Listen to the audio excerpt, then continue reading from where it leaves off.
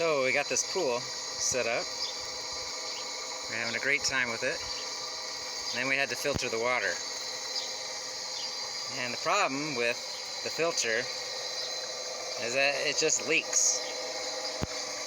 We tried and tried. We just could not get the water to leak, to stop.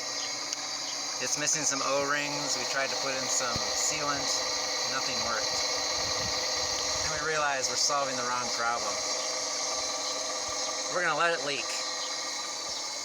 And we're not going to lose any water because we put it on top of a wagon. And on the wagon we've got a garbage sack that's collecting all the water to keep it nice and clean. And then we have a tube. And the tube is going into this basin that's collecting all of our water. All you have to do is make sure the tube is going from a higher spot to a lower spot. Stick it in some deep water. Put your mouth on the end of it, suck it to make it start coming through, and then it just keeps on doing it all on its own. So if you find yourself in a situation where you got a leaky filter, you might want to try this out.